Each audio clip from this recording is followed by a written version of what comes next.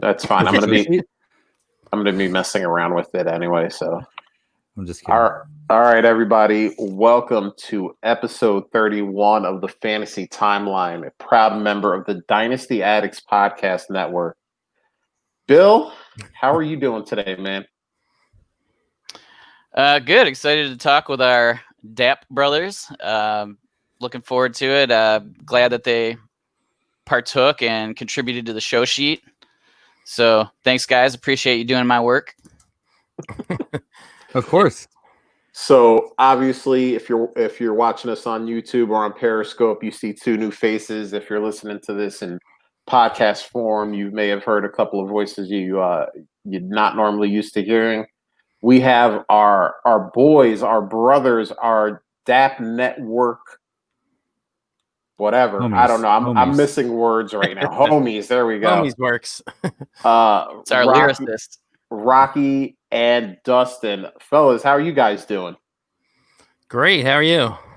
Doing good. Good. Happy to be here. Man. And you'll probably hear me say this 20 or 30 more times during this episode, but these two guys are the co-hosts of one of the best new podcasts out there. If for some reason you're listening to us and you're not listening to them, you need to fix that mistake right now. Go on Apple Podcasts, wherever you get your podcasts, and find the Dynasty Junkies, subscribe, and I promise you, you will not be disappointed. So you may be disappointed in what Baraki brings to the table, but I got the hot takes. We got the good information coming from me over there. I was gonna say it's nice to be on someone else's podcast, so I don't have to carry Dustin this week. Well, I mean, I always tell the people. Fun. I always tell the people that listen to us that Bill does all the heavy lifting, and I just come in to take the glory. So I mean, it's a relationship that works for us. May not even work for Bill, but I'm cool with that. I'll just we'll just keep it going. But fellas, we actually for once had like a little bit of news going on. I mean, it's been a couple weeks, nothing's really going on. The highlight of the last month was like Carlos Hyde signing somewhere, and if that's your highlight, it's bad. But Dalvin Cook is saying that he's going to hold out. He wants big boy money. A report I saw said that he would be happy with $13 million a year. Dalvin, you're probably not listening, but if you are, I would be happy with $13 million. So it's just all dependent on if you can find someone to pay you that amount. But guys, we'll start with Dustin here. Like, what do you think? Is this going to affect his dynasty value any? What are your thoughts on it? No, he's not going to hold out. I was listening to other DAP Network trade addicts today, and they were talking about how, if he misses any camp, any offseason programs, he's a restricted free agent next year. So he doesn't have any negotiating room really to leave the team. He's still going to be there in Minnesota. From what I understand, they were discussing a contract at the end of the season, and I think this was just like their nudge, like, hey, let's still get this done. I think they'll get there. Last I heard, Minnesota was offering around 10. He went 16, and so I think they'll end up meeting in the middle in the 12 to 13 million range. He's not going to miss any of the season. He's going to be just fine. Yeah, this is going to be boring, but I basically agree with Dustin. I don't worry about holdout talks in June anyway, but I don't see him holding out. They'll come to something. I'm not really worried about it. I think it's maybe affecting his value slightly, but not very much. I mean, not that it should, but I think some people are downgrading a little, but I don't think there's any reason to. When do you start worrying about a holdout? August. Early September. Yeah. I mean, that's when it kind of became apparent, I guess, that Gordon was, I mean, you really weren't sure until probably late August or early September that he was really going to hold out. It hasn't worked for anybody. So it really doesn't make sense for him to do it unless he's just trying to save his body or but I think I saw something on Twitter that, he has to show up for the preseason, but he actually can miss games and not be a restricted free agent, which seems odd to me. But I believe that's how the ruling goes. He can't miss the offseason, so he could possibly do it. I just don't think it's going to happen. Gotcha. Yeah, I mean, it's interesting because like I agree that like I don't think his value's taken a huge hit yet, but it has taken a little bit of a hit. I'm in an auction right now, and he went for a lot less than one I was in 2 weeks ago. So I think there is at least some concern. People are kind of hedging it a little bit, and it was crazy how much Madison went for this time compared to the previous auction. So, I mean, there's definitely it might not be super huge, but there's definitely a noticeable swing in the values a little bit with those guys. But personally, if there is, I would be buying the dip on Delvin if you believe in him at all. I own 0 shares, so take that for what that's worth. But I think I have like a handful of Madison just because I figure that's where the big bump will be, if anything. What do you guys doing with Madison? Well, just back with Cook, and I agree. I mean, any uncertainty, especially if you're talking about a first round type of guy, is definitely in first rounds. You're usually going more for safety. So, and the uncertainty just leaves a little cloud there. So, like for example, I bet you in the Scott Fishbowl drafts he's going to drop because you don't want to, have a Melvin Gordon situation on your team. But with Madison, I don't value him any higher either. Because like I said, I don't believe he's going to hold out. And I thought he was probably we'll get to what his value is later, but I don't see him moving up any higher. Yeah, it's interesting. I mean, this is kind of a buy window for Dalvin. At least in my opinion, it seems like on Twitter today, people are really freaking out and really thinking that this is going to turn into a Melvin Gordon, Zeke Elliott kind of take it to the wire, don't know what's going to happen type thing. And I don't think it is. I think between the CBA and having Alexander Madison on the roster, the Vikings have a lot of leverage on Dalvin Cook. Don't get me wrong. He was great last year. He played 14 games, I believe, had a pretty good season. But the 2 seasons before that, he missed 17 games combined. So he doesn't have the body of work that guys like Melvin Gordon and Zeke Elliott and a lot of these holdout running backs have had. So I don't think he's going to be able to command that situation. So our main man, Brian Harr, says, I'm worried he's not that good.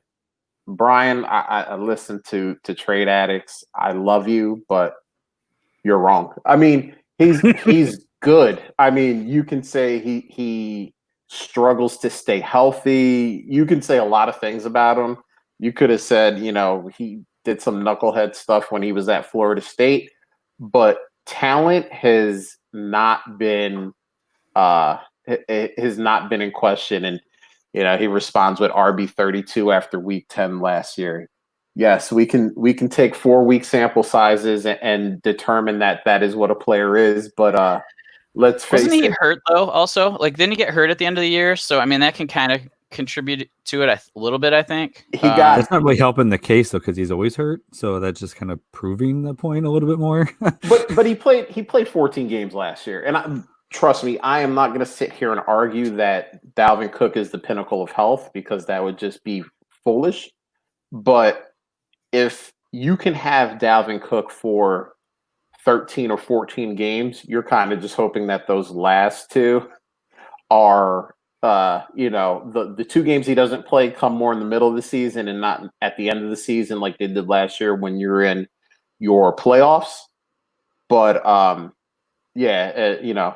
Brian's saying we are arguing. Brian, it's not really an argument when you're wrong. So we're gonna go with that. But yeah, I mean, we all, I think we all believe that this isn't going to turn into a big drawn out process like we've seen with some of the other running backs that have tried to hold out in order to get some more money. So if I would target the Dalvin Cook owner. I only own Dalvin Cook in one spot, and I have been targeted already. And I think people are quickly finding out that I don't buy into the hype when they see the counter offers that I send them. So if you own them, stand fast. I'm lucky. I traded for Alexander Madison in that league in February, just before the CBA. I didn't really know what was going to happen. I figured Dalvin Cook might try this, so I kind of insulated myself. But now, I mean, I've seen trades go down today where Alexander Madison is going for first, and we'll talk about that later. So, but it's just an interesting thing that I've seen go on today since the news broke about Dalvin. So before we hit up what we seen on the timeline, talk about SFBX. I actually just went on right before the show started just to see. You can still sign up, and if you listened to Open Bar last night, you kind of heard the breaking news that Scott Fish is actually expanding the tournament to 1,440 teams, I believe. So he's adding an extra 240 spots on what he had originally planned. God bless that man. I mean, 1,200 seems like a ton to me, but then to just go ahead and say, let's add an extra 240. I mean, I have an unlimited amount of respect for that man. But I mean, it's really cool. So, I saw some people kind of, getting down. They didn't think their invite was going to come in this year, but there's some extra spots. So if you, for some reason, haven't signed up yet, you can actually still sign up. ScottFishbowl.com. You'll get to where you need to get to sign up there, and also the John Bosch Eliminators. So if maybe you're in SFBX, maybe you're not. These eliminators are so cool. Obviously, there are 16 teams. One team is eliminated every week.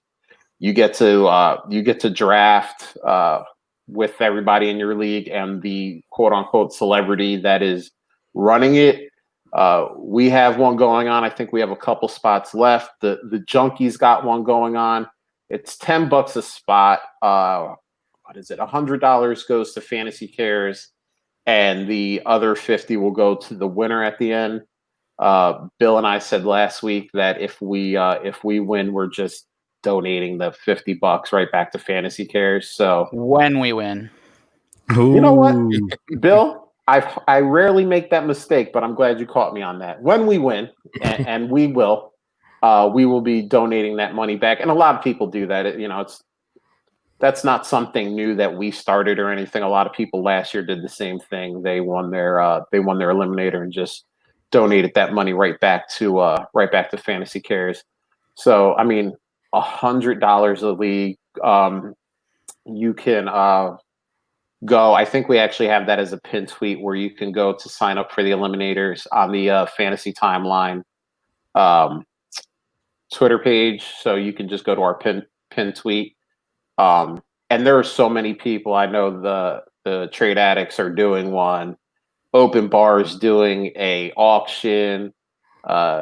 Shane Manila is doing one where you can actually trade. There's so many cool ones. Go check it out.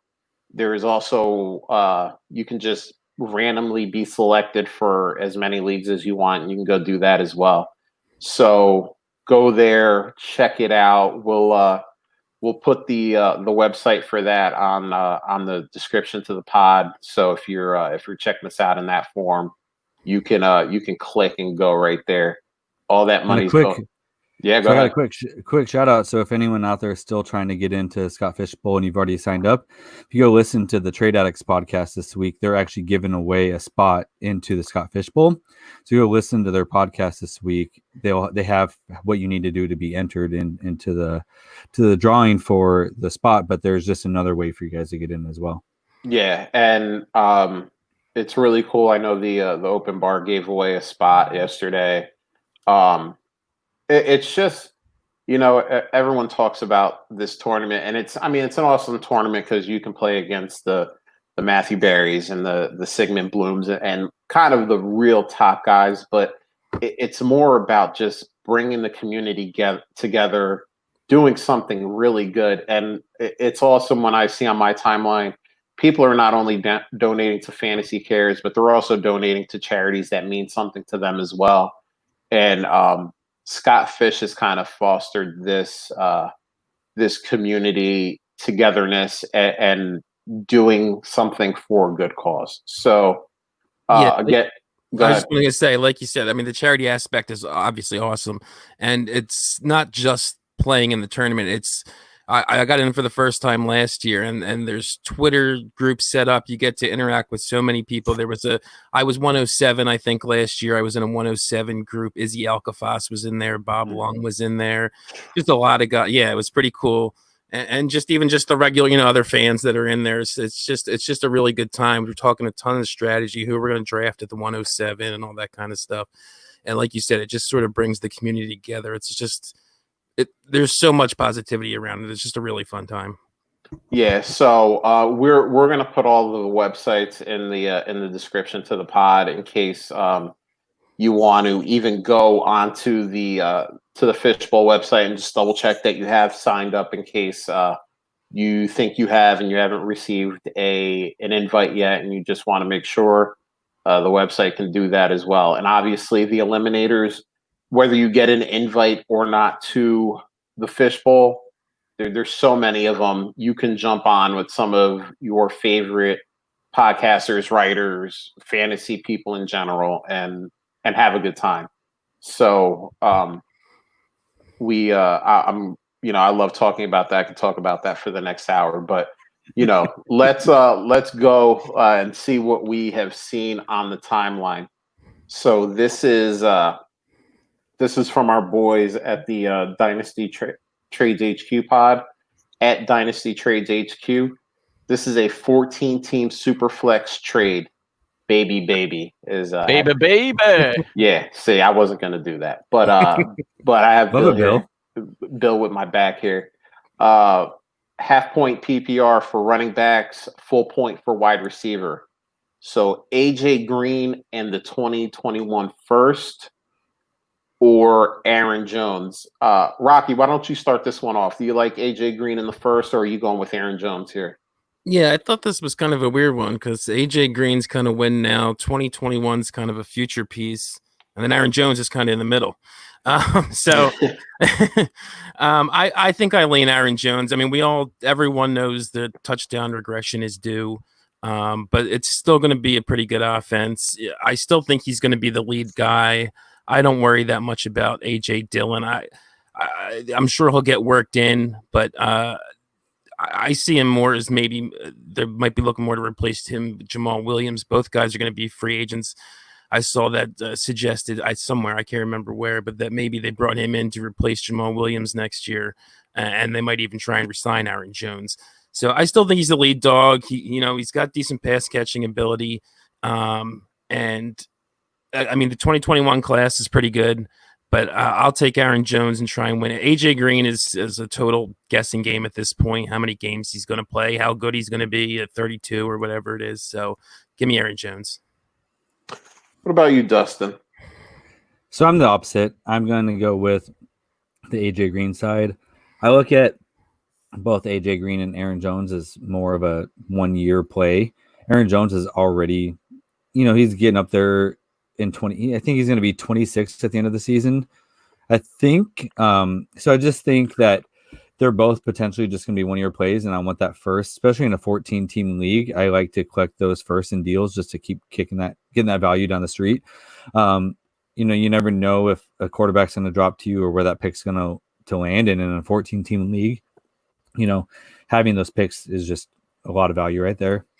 So I'm on that side. Bill, you got AJ Green in the pick, or are you going with Aaron Jones? I mean, this is kind of one of those things where if I need a running back, I'm going Aaron Jones, just because, and I feel like I'm a decent contender. If I feel like I'm a decent contender, that means that first is probably late, and in a 14 team, rookie draft, that's, really what do you get? And it could be the 12th, 13th, 14th pick. So that's the way I lean if I'm at all thinking I'm a contender. But if it's a rebuild, I mean, I'm taking the other side and just hope AJ Green pops so I can sell him during the season. So go ahead, Dustin. Go ahead, man. No, I was gonna say that's a good point on selling AJ Green in the middle of the season. I'm just at that point where I'm trying to trade running backs in the last year of their contract before they get that second contract, just because we're seeing so much I don't know, so many issues with running backs getting second contracts, and there's a lot of free agents next year, a lot of talent coming out. I just don't know what that means for Aaron Jones. Green Bay's never really been committed to him, and I just don't know that he's going to have that market that most people are going to have going into his free agency. So I don't want to be stuck with potentially no value with Aaron Jones, and that's why I want the pick. And you can sell AJ Green midseason if he's playing. The minute he steps on the field, he's going to regain value right away, just so that people are seeing him play. And at that point, you could probably get a second for him, and then you're getting a first and a second for Aaron Jones. And if you don't need him this year, I like that. I definitely agree about the selling the running backs in the last year of their contract thing. I didn't think that was a big enough return for me. Like Bill said, we have no idea where that 2021 first is. So if it's a mid to late first and AJ Green, who's a tough sell, I just rather ride Aaron Jones. And again, I don't necessarily think he's falling off the face of the earth after 2020. So, but I definitely agree with the idea of selling fourth year running backs going, or fourth or fifth year running backs going into their second contracts. So Bill, did you kind of split it down the middle, or do you have a preference in a vacuum there? Because you kind of I would go Aaron Jones, I think, because regardless, I think it opens up a lot more potential for me. Like, I think he's still going to do really well this year. I'm not worried about him performing. He may not score as many touchdowns, but I feel like he's still going to be highly, effective. And so I think that, and then let's say my team kind of doesn't do what I hoped it could do. I mean, running backs during the season still have a ton of value. And if he's performing, similarly, or even let's say 80% of what he did last year, he's still going to be really wanted by someone in the league, I think. And you can probably move him during the season, which is probably the best time to be selling running backs anyway. And maybe you take a little bit of a hit in the value, and maybe you get an early second or something back, and it's worth it to me for the risk of potentially getting a guy that can help me win. And maybe I have to take a little bit of a hit if I have to move him in the season. So this actually ended up working perfectly because Bill and Rocky are on one side of the screen and they're on the AJ, or on the, on the Aaron Jones side of this deal. Dustin and I are on the other side of the screen, and I'm going with AJ Green in the first as well. I am worried about Aaron Jones for this season. They drafted AJ Dillon in the second. They still have Jamal Williams. The Green Bay Packers have never put Aaron Jones in a position to be the guy, the bell cow back.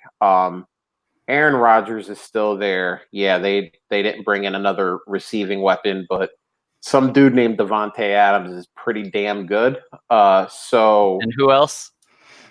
They don't need anyone else. They proved that last year. They made it to the Devin Funchess. But didn't they run a lot last year? I mean, they actually ran a ton compared to normal. Oh, and they did, but the problem is that now they're not running with two guys; they're running with three guys, and the TBD. The majority of Aaron Jones' value last year was with 19 touchdowns. I mean, even if you want to say he'll get a couple hundred more yards, if he drops to 12 touchdowns, I mean, you're getting smoked there. And I mean, AJ in value, are you though? I mean, if you get a running back that has 1,000 yards and 12 touchdowns, isn't that worth a first round pick? Yeah, I don't even think he's going to be at 12 touchdowns though. I think that you're going to see a lot more of AJ Dillon at the goal line. So I mean, I could be wrong about that. AJ Green, if he's Dalvin Cook, if he can stay healthy, the guy is a wide receiver one, and he's proven it. His issue is staying healthy. So, and I don't know where Aaron Jones is going next year. I mean, if he kind of slides, and I mean, last year was his one good season. I mean, we were arguing, or I was arguing with Har about one good season, but Aaron Jones had one good season that was last year. If he kind of falls back to mediocrity, I mean, where does he go next year? Is it a situation where he's going to a Denver type situation where it's a 1A, 1B with someone who's more talented than Jamal Williams? Rocky had mentioned that it's a possibility that AJ Dillon was actually brought in to relieve Jamal Williams of his duties and not Aaron Jones. But I mean, I don't know. There's a lot of uncertainty both in season and after this season is done. I could take that first, and I mean, either way, if AJ Green ends up being a stud, you trade that first round pick for something else to help your team as you're marching towards the playoffs. And if it doesn't work out for you, I mean, you still have a first round pick, which I think might be more valuable than Aaron Jones by the end of the season. Just for the AJ Green has shown he's a stud. He was a stud. We've barely seen him play in the last year and a half. Is he be 32? Yeah, 32, I believe. Yeah, and listen, I'm with you. I mean, you're banking on him staying healthy, and over the last 2 or 3 years, that has not happened. But listen, there's a new QB in town. Everybody loves Joe Burrow and thinks he's going to be great. Well, I think for him to be great his rookie season, he's going to need to have AJ Green in the lineup. So if you believe in Burrow's greatness, you almost have to believe that AJ Green is going to be a big part of that. Bill's saying no, but Bill knows I'm right. So we'll unless injuries and age have taken their toll at this point. That's my thing. Like, he's a flyer to me now. Like, that's like, I hate to say it, but there's so many people that are overweighting AJ Green, at least from what I've seen in like the recent drafts and auctions I've been in. Like, it's pretty surprising to me how there's always somebody, at least 2 people that really value him. And it's like, what are you basing that off of now? Like, he's going for like 4 times the price in an auction than Julian Edelman. That doesn't make any sense to me. Like, it just doesn't. Like, to me, AJ Green is like a late second value max personally. And maybe I'm way low on AJ Green, but like, to me, he's just a flyer. I agree with the second round value on AJ Green. I don't see Edelman ever getting that value in any of the leagues I've been in. I've been seeing him go for thirds. Right, that's my point. But yeah, Edelman performs, you look at the points. Yeah, I mean, I think Edelman performs. I just don't know that he's gonna, like, that offense, that team isn't going to be very good next year. I don't think that. I mean, him not having Brady is a big deal, and I don't know that they're going to be able to get him the ball. Well, I mean, if you're a slot receiver, I mean, it's pretty easy to get open, and it's pretty easy for a quarterback to throw to him. That's why it doesn't really matter the skill of a slot receiver. Like, they've done studies on that, where like a slot, that's why a lot of the slots that like Crowder and players like that, they're not necessarily really good at like separation or anything like that, but just because they have, open free reign a little bit, I don't think that I'm not an Edelman guy by any means, but I'm just saying, like, if somebody's going to say, okay, for this year, who would you prefer, Edelman or AJ Green at their prices? I don't think that's even a question in my mind, at least. But I mean, I get it's just hard for me to like project anything for AJ Green based on the fact that he's not played for so long. And I mean, he is fantastic. He was fantastic. And, I mean, he's a flyer. I mean, that's, at least to me. I mean, there's people that value him early second round value, and that's just not where I am, I guess. I will say, like, he's got a new quarterback.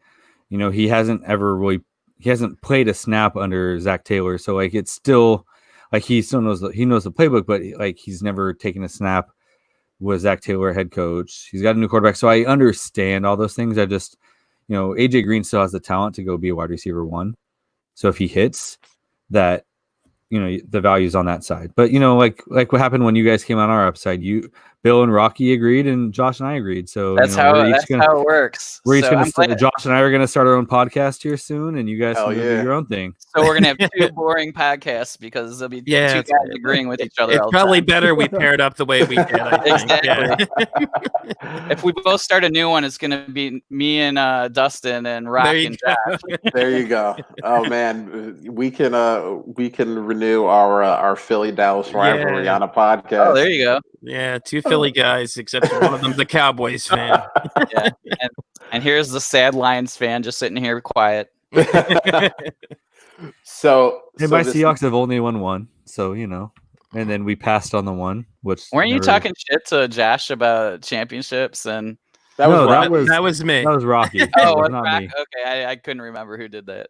Yeah, he pulled out the 1 in 50 years card, but I'll take the one that was 3 years ago over the one that was 20 some years ago. Thanks.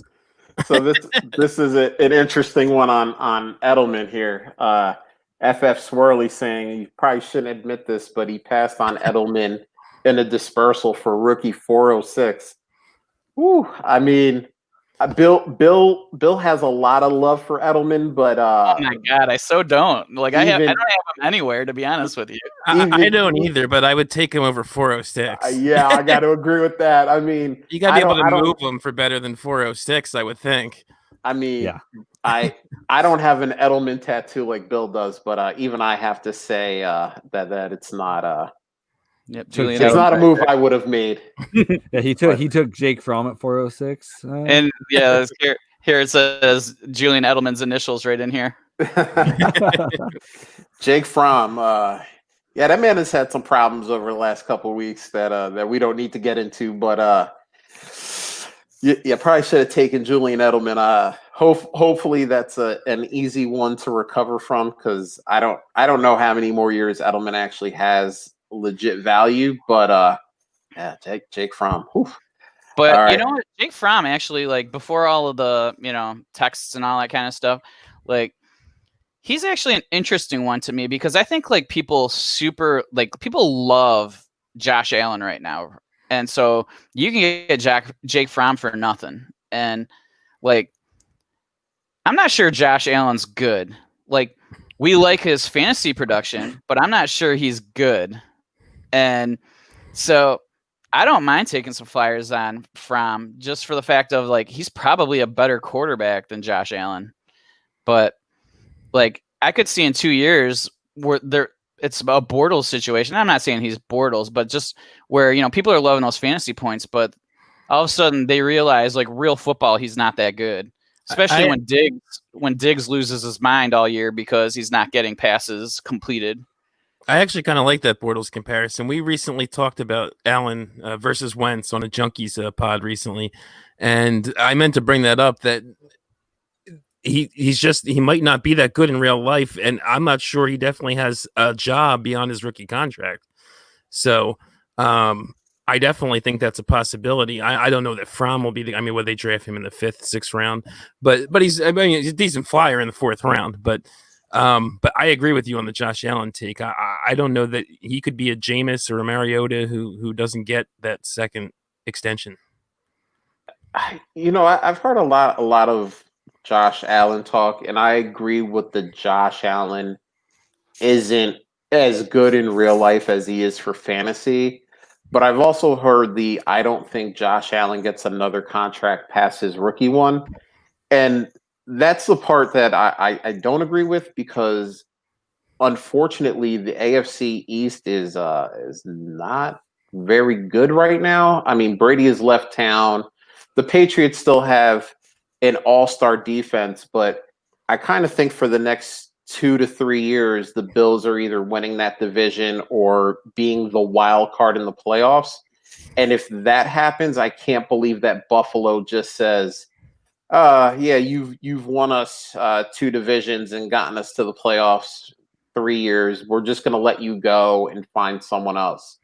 like, unfortunately, guys that have a long history, not a long history, but a majority of their rookie contract is successful, those guys get re-signed. Now, it may end up being a mistake for Buffalo 2 years after that when Tua hits his stride. The Miami Dolphins have built up this kind of super team with all these picks that they have, and they're losing every year to the Dolphins. But I mean, unfortunately, Brady kind of leaving the Patriots have put that offense in a big hole, and honestly, that offense wasn't really super dynamic last year with him there. So that's kind of my thoughts about that. I think, yeah. I mean, if they keep winning, even if his passing numbers aren't improving, he'll probably get a second contract. But I believe Bortles actually got a second contract, and we saw how that worked out. So, right.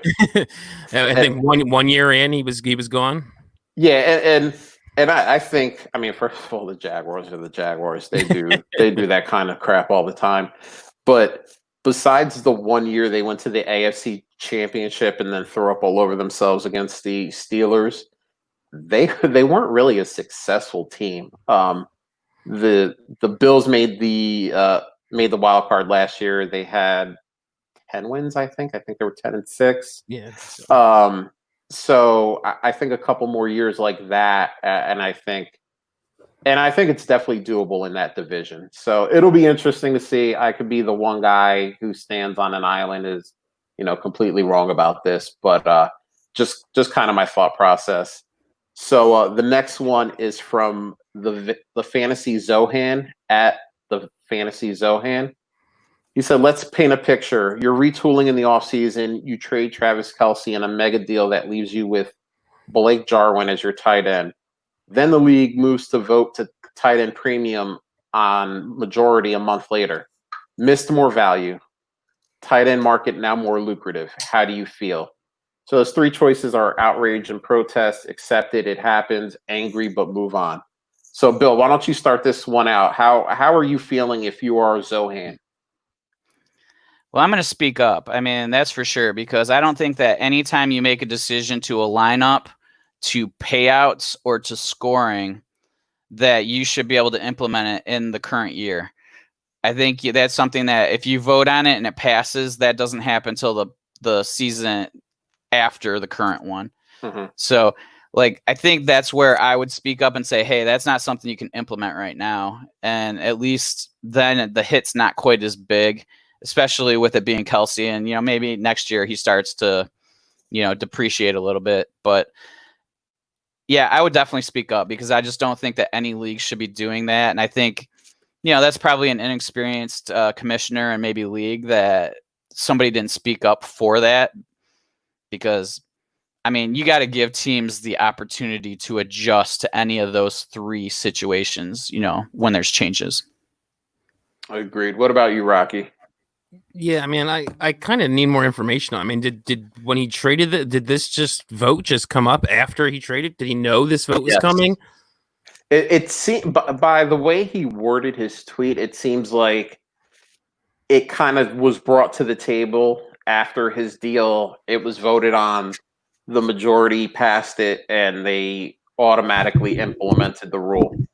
Okay, then yeah, I agree with Bill. I'm outraged in protest, which I think was the one that won the poll. Yep. Yeah, that's ridiculous. You can't, like you said, a major scoring change like that, or change, tight end premium, changing the super float. You cannot do that in the same year, and you certainly can't come up with it that offseason and then vote on it, later that offseason with after trades and things have already been. I always do a rule change portion of the year, kind of right after the season ends in the leagues I commish.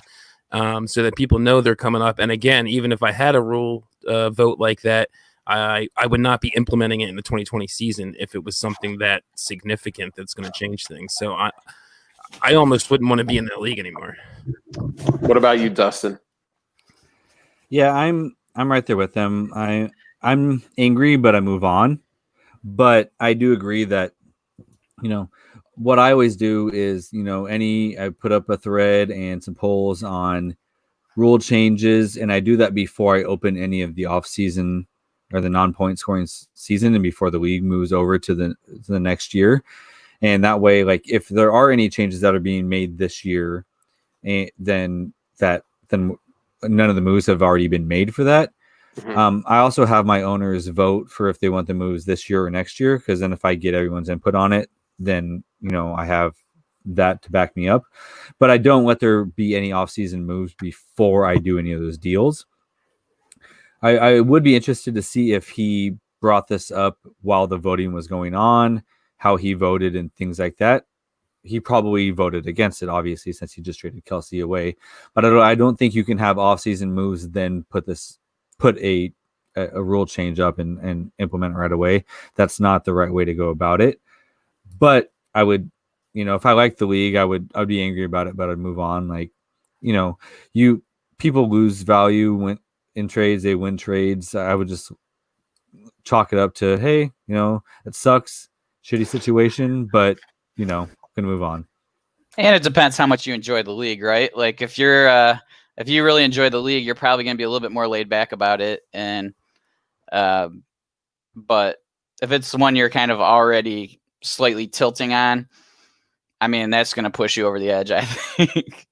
I have left a league for less than that. So like if it's a league that like Bill was just saying, if it's one that I'm like not fully committed to, or is not like one of my top leagues and it's just a league I have, then that's definitely a reason to just be like, all right, I'm out. And Bill and I, we talked about this on another episode.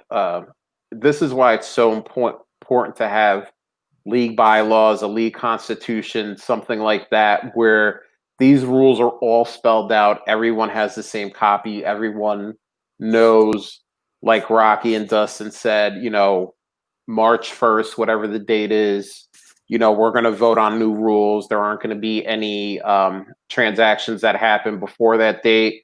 We're going to vote, and I always do this where if we vote on a league change, it takes place before the next year's draft. It gives everybody at least a year, unless it's a unanimous vote to immediately implement the rule change. Because sometimes there are things like, we want to switch to PPR. Everybody in your league might be like, why the hell are we still doing standard scoring? Let's get into the year 2020.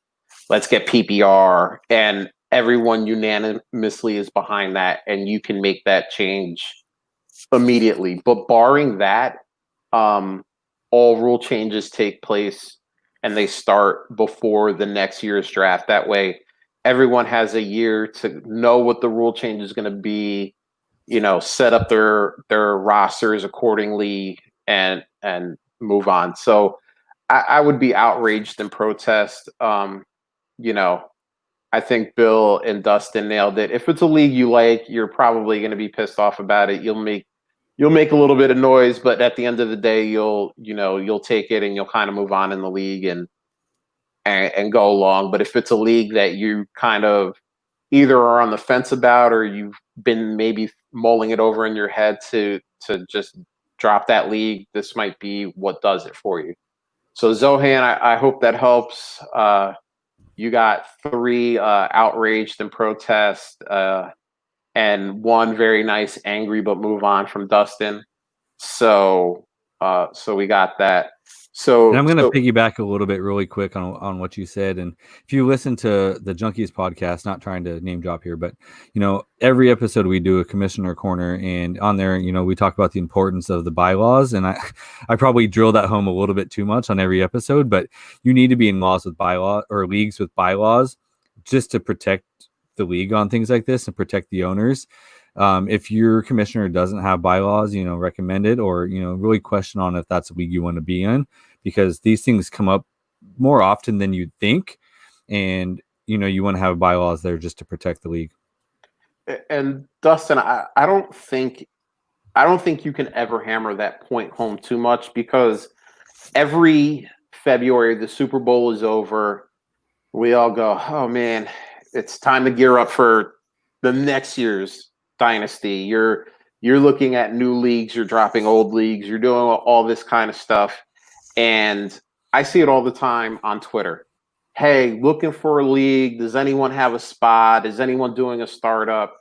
And people get themselves involved in startups with, 11 other people, 13 other people that they don't know. And don't get me wrong, there's nothing wrong with that at all. I mean, some people say their favorite leagues are leagues, that they found on Twitter. A bunch of random guys came together and they love that league. But the issue, not the issue, but an issue that can arise with that is that you don't know these people. And if there are issues with rule changes like Zohan has, if there's not a set of bylaws to clearly state this is what we do in the event of rule changes, then you're almost at the mercy of whoever the commissioner is. And that's kind of not a place you want to be. So when those rules are laid out in front of you, you can read them and ask questions or decide not to enter a league because there are certain things in the bylaws that you don't like, and you just, you can move on and find another league. So I don't think you can ever hammer that home too much. That's just one man's opinion. But let's move on to the next one. This is from Yago Anthony at Yago Anthony 3. Dynasty IDP. So which one of you guys put this on? That was me. I found this one on the timeline, and I thought it would be an interesting talking point. Cool, because I won't lie to you, Dustin. I have never done an IDP league, so I'm going to show my ignorance right now and let everyone know before we start talking about it.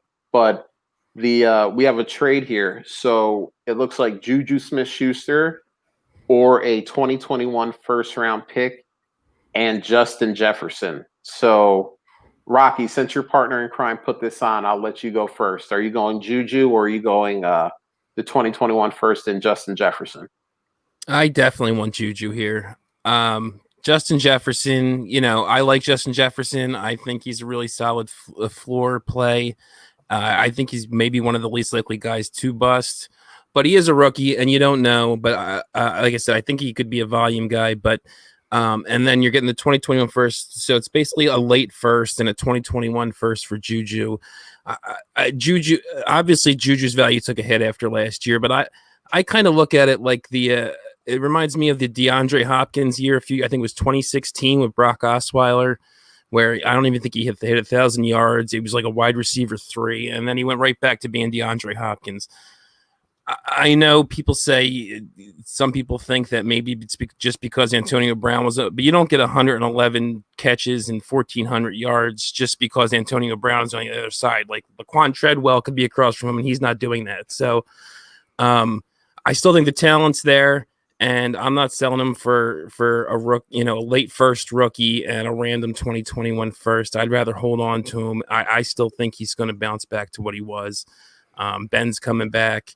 I know the quarterback future is uncertain, but as I mentioned, Hopkins, he's done it with a multiple array of quarterbacks until he got Deshaun Watson. The only one that really killed him was Osweiler. So Rudolph and Hodges are kind of on that level. So I'm taking Juju over the Jefferson in the first. So Bill, I'll let you side with your real friend from Philadelphia here and give the same answer. No, I'm just kidding, Bill. What do you think about this one? Yeah, I was actually leaning the other direction. I think the IDP really doesn't matter here, to be honest, because I don't think there's too many defensive players that are selected in the first round typically in rookie drafts. So I don't think that affects it too much, just for your education there, Josh. But it's really close, and it's just a matter of how comfortable and how much I believe Juju is going to revert back to where he was. And there are a lot of concerns. Is Ben back? Is his elbow the same? Is his elbow going to be okay, after a really major surgery? And how does that affect quarterbacks? Because I don't think we've even seen a quarterback go through that surgery before. And so I think it's a dice roll a little bit. I mean, it's definitely safer, in my opinion, to go with the first and Justin Jefferson. But kind of like what Rocky was saying, I'm not necessarily sure that Justin Jefferson is going to be an upside play. So, is he just kind of going to be one of those guys that's like a lower wide receiver 2, that you put in your lineup, but you're not going to get like, a lot of upside, it's going to help you win weekly. And then a first, but could we be running into the same, same situation with Juju?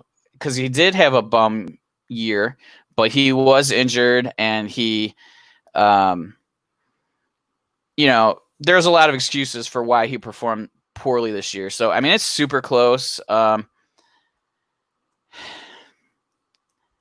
So in this, I might have to actually, now that I'm thinking about it, I might have to go the way with Rock, because like it's the upside play. Like, I mean, are you going to play scared and just go conservative and take like the guy who doesn't have a ceiling and then a first round pick that you don't know where it's going to end up? Or do you take the guy who's scored crazy points as a 22-year-old? So, I mean, it's, I think that's where you got to make the aggressive play and take a guy who was worth, 3 high-end first-round picks a year ago. So, I mean, the upside is there compared to the other assets. So that's where I'm headed. So, shocker, Bill talked himself into agreeing with Rocky. He did his Jedi mind tricks on me. No one's surprised. So, I'm going to make it 3 for 3 here. I'm going with Juju. I mean, literally everything that could go wrong for him did go wrong for him. He was hurt. He was out there with the combination of Duck Hodges and the other guy, because honestly, at this point, I'm a little tired and I don't feel like remembering Mason Rudolph. That's what his name is. He's not good. Duck Hodges isn't good. They're a thing that doesn't get talked about a lot is that the Steelers wide receiver coach actually passed away during the preseason last year. So all of a sudden you're kind of throwing someone new into the mix really last minute. And, he was battling injuries. I mean, literally anything that could go wrong did go wrong for him. And not only have some things gone right for him already, I mean, they draft Chase Claypool in the second round. They're putting more weapons to draw defenses away from him. I believe our man Brian Harr called him Mapletron on the most recent Trade Addicts podcast. I like that name. Don't know if he'll ever match up to the Tron part, but I like the Mapletron. They also signed Eric Ebron. They have more weapons there that I think will draw defenses away from just locking down on Juju. Deontay Johnson kind of flashed last year. James Washington is still in the mix. They have 4 running backs now. I mean, they have a lot of weapons on that team, and I think it's going to be very hard just to key in on Juju because they have a lot of other ways to beat you.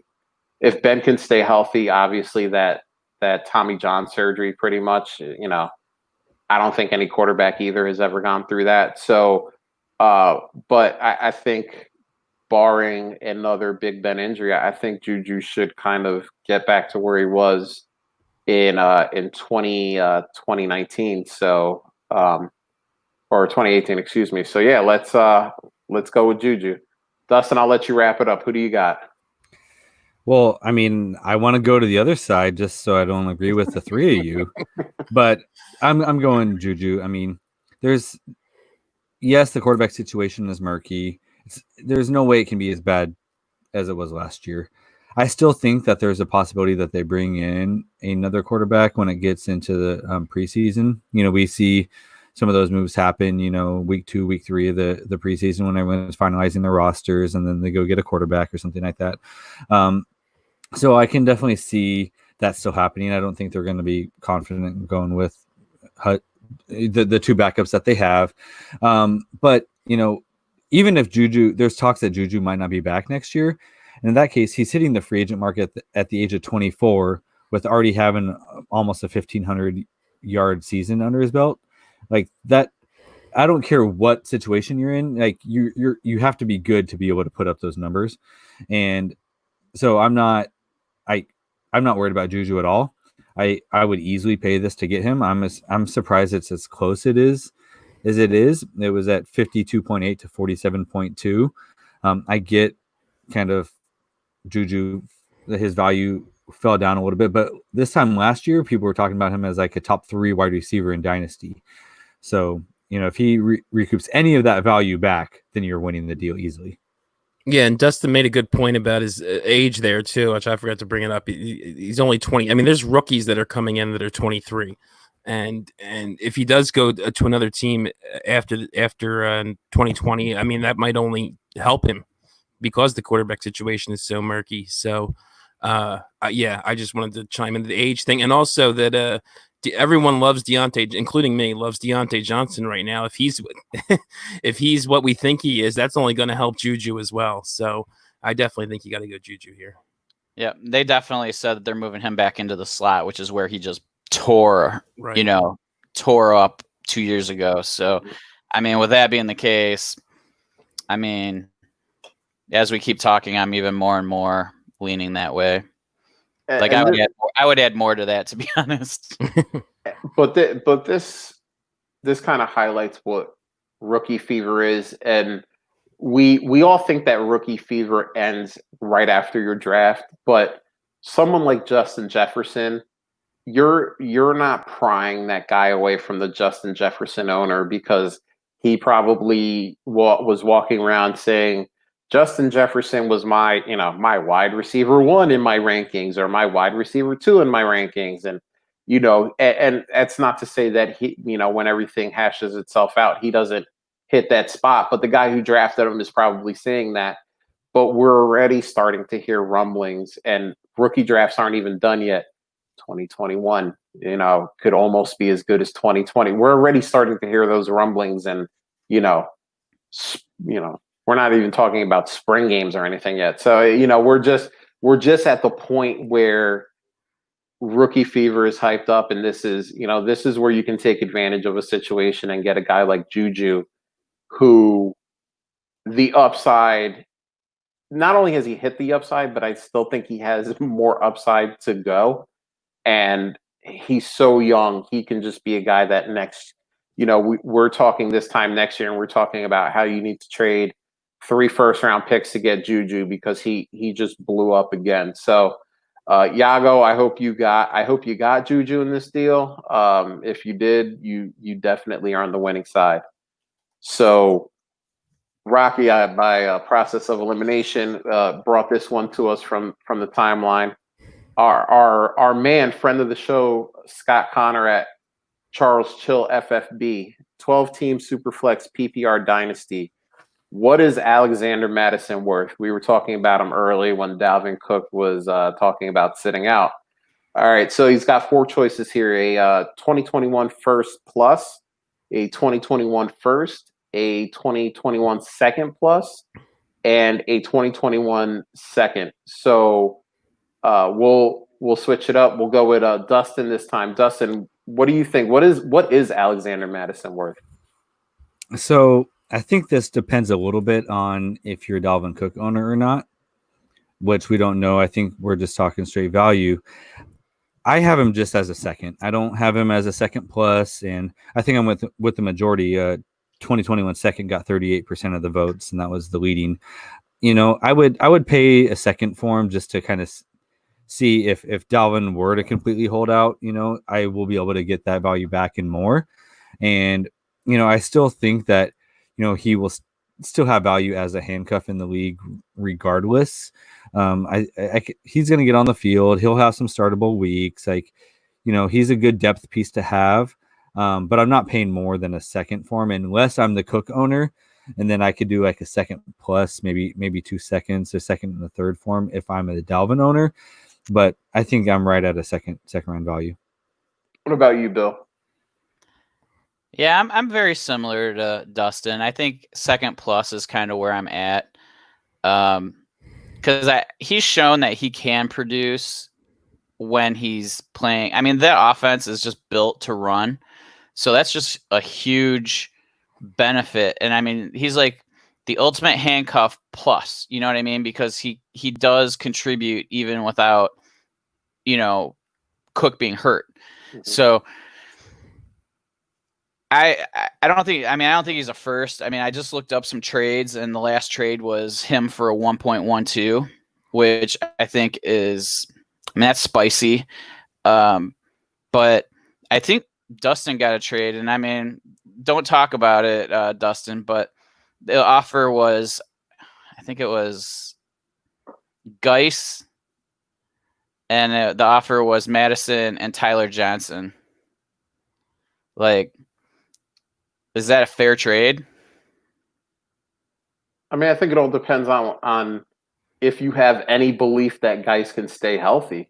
I mean, right? That's a big question. At the end of the day, if you think Geis is just a walking injury, then smash the Madison side and go on your way. But if you think that there's a new regime in town, apparently Ron Rivera hired a brand new medical staff.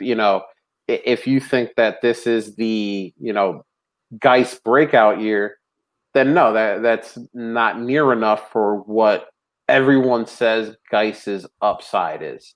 So I think that more depends on what your value on Geis is, not so much on what your value of Madison is. Because I mean, I agree that I don't think Madison's value changes all that much.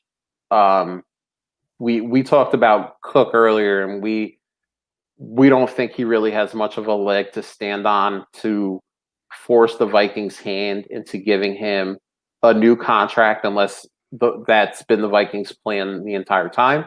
So, Bill, I think you nailed it. That Madison is a super handcuff. I mean, if Cook goes down, you have no worry about the production that Madison can put forward, and he can probably even give you, a week or two if you need a bye week fill-in or something. He has the ability to be thrown in your flex and maybe do some good things for you. So I'm with Dustin here. I think I go with a straight second. If you're the Cook owner, maybe you do the second third combo and throw that at the guy who owns Madison and try to just insulate yourself a little bit. But yeah, I think he's a straight up second in most situations. So Rocky, since it was your tweet that you brought forward, we'll let you wrap it up on this one. Yeah, I agree basically with everyone else is saying. And surprise, surprise, I would go with Bill second plus. But I mean, that's kind of where I had him before this. He, like Bill said, he's the one of the best backups in the league. He's got the talent, and he's also one of the few backups that you can be pretty sure that if Cook goes down, he's getting like the 3 down workload. Now, there's a lot of backups in the league that aren't getting that. It's going to be a committee if the main guy goes down. So I would definitely, like I said, give up I mean, not a huge plus, but second plus, and I'd be happy with it. Cool. So, I mean, we all pretty much agreed on it. Dustin is sweating because he's got a trade out there right now for him. So that was my offer to Dustin because Dustin just did the outhouse thing where he's putting everything up for a poll, and if Twitter, takes the opposite side, he'll make the trade. So I had made the offer for Madison and Tyler Johnson for Geis, and I get it. Madison's value is just so much higher than it was a month ago, and like at least perceived value. And so he just made me an offer, and I think that that's a snap reject, but worth a shot.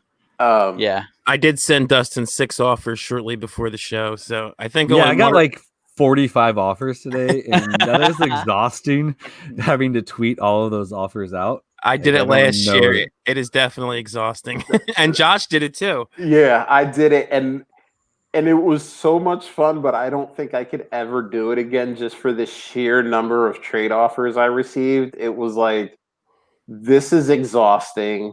And, Bill brought up a good point that it's a lot of copy paste, and then you're not highlighting the real key information. Like and as you do each poll, people start getting sick of them too, I think. And you start the later ones start getting like 25 votes, 35 votes. Yeah. That's a huge margin of error there. Yeah, exactly. Yeah, I'm Or you losing get- one that I don't want to lose right now because like it was later in all my tweets, and now I'm losing the trade, and I don't want to lose that trade, and so now I'm gonna have to trade away Patrick Mahomes in the Superflex league, and it's gonna leave me with Baker and Trubisky as my only quarterbacks because of I'm not getting enough votes on it. That's one. Is that the one of the ones where you're getting CMC though? Yeah. Wow. I'll retweet that for you. Yeah, I started retweeting them, and then I was out by the pool with my kids, so I think there's a bunch I haven't yet. So tonight, as I'm laying in bed before I drift off, I'll probably end up retweeting a bunch of them. But 16 team Superflex. I lost Stafford and was blessed by getting Mitch Trubisky in that trade. So I remember that. and it was just gross because all season the same guy tried trading me Mitch Trubisky, and I was like, dude, I don't want your shitty Mitch Trubisky. Like you can have that.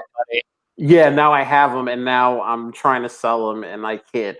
In a 16-team super flex, I can't even get like a bag of dog food for him. So people are already assuming that, it's the backup.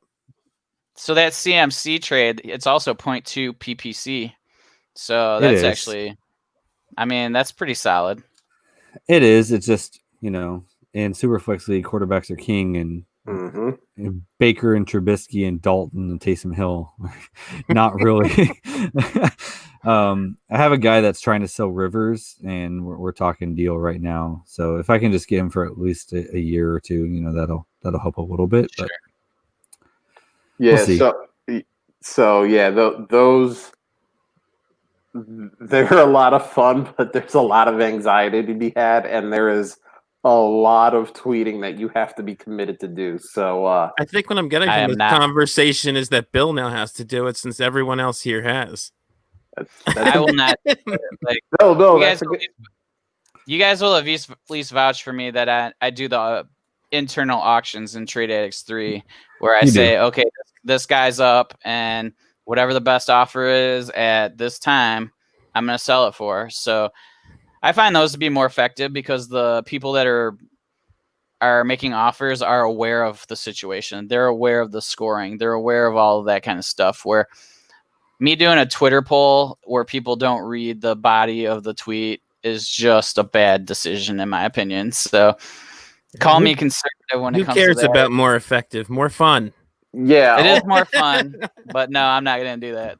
Bill sounds like an old boring guy right now. I am an old boring guy.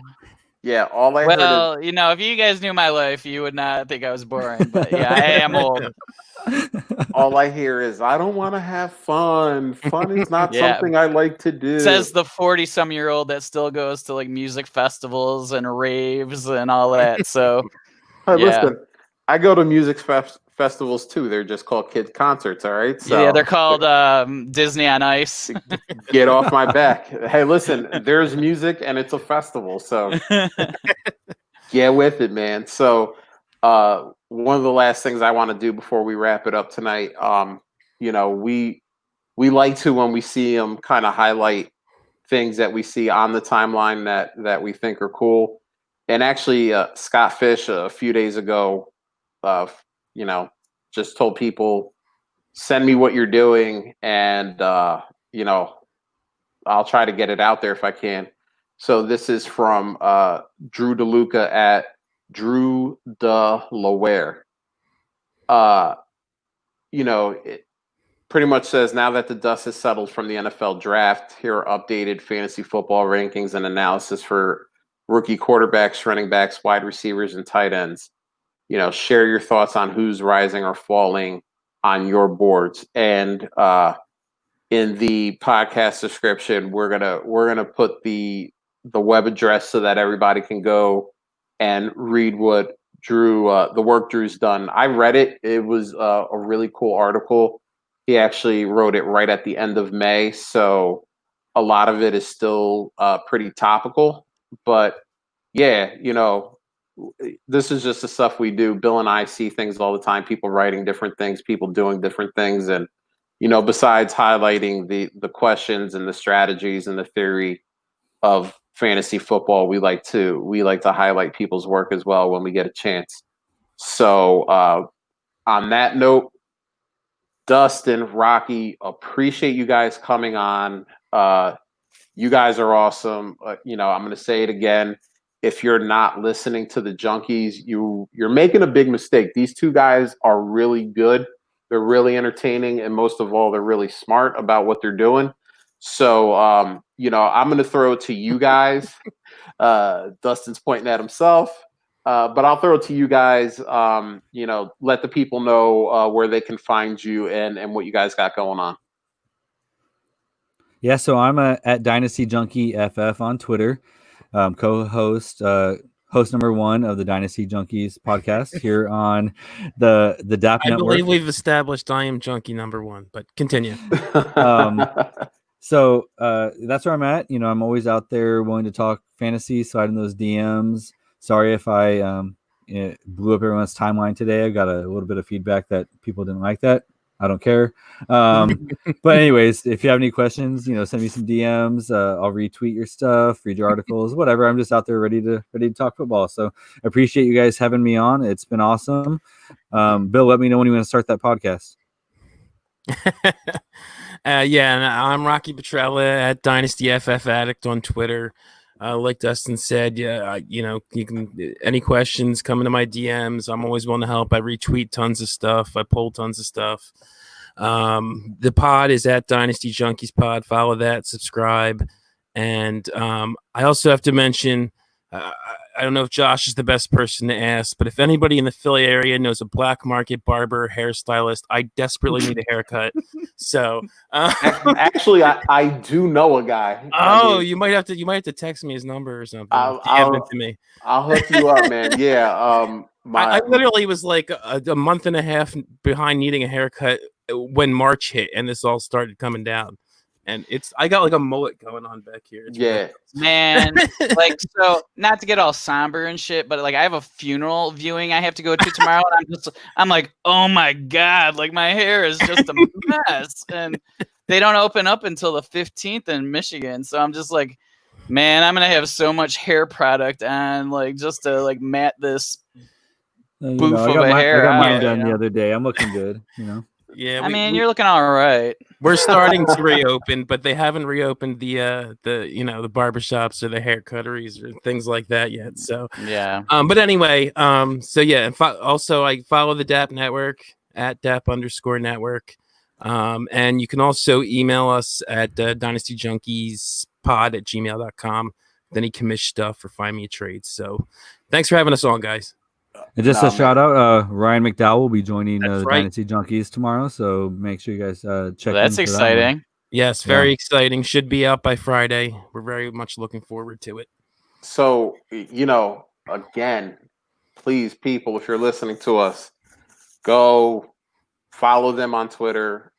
Find the pod. Subscribe if you're not already listening. You won't be disappointed. They're great. They're actually one of my 2 favorite new fantasy podcasts that I listen to. So if that means anything to you, hit them up. What's the other one? It's this little show. I don't know if anyone's ever heard of it. It's called Super Flexperts. A very attractive and intelligent man hosts that podcast, and he was finally attractive and intelligent older man.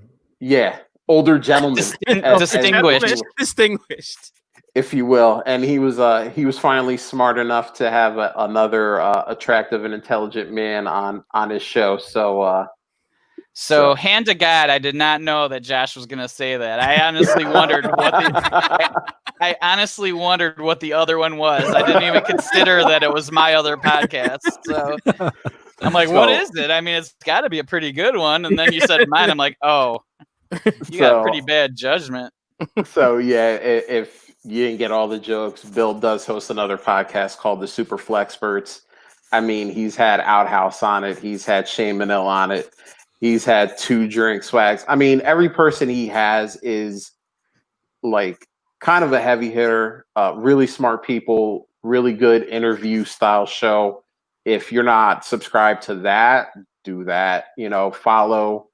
Is it at Superflexperts on Twitter, Bill? At It is, Superflexperts.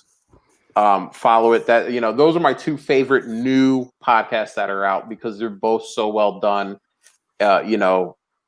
Super intelligent people, but it's fun to listen to as well. I mean, you can have the smartest people in the world, but if it's not fun to listen to, you're kind of probably not going to do it.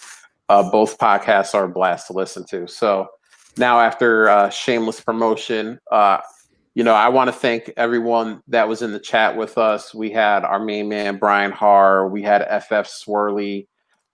There were a lot of people that we saw kind of going in and out throughout. We appreciate you watching us. We appreciate the questions and comments. If you're watching on YouTube, remember to hit the subscribe and bell. Remember, we're at the Dynasty Addicts Podcast Network on YouTube. Search it, you'll find us. And, it'll let you know when anything on the DAP network is going live. We're out here every Wednesday. Maybe the Junkies one day will do a little live thing. You'll know when it's happening. So do that. If you're listening to us on podcasts, we appreciate that too. It's cool that people decide that they're going to spend a portion of their day listening to Bill's witty banter and then whatever the hell I come up with. So, we thank you. We do appreciate it. And if you are listening to us in podcast form, remember to subscribe, rate, and review. It helps us out. We like the feedback. We want to know what you guys like, what you guys don't like, and kind of move on from there. So on that note, we're out of here, Bill. Late. Later. See ya.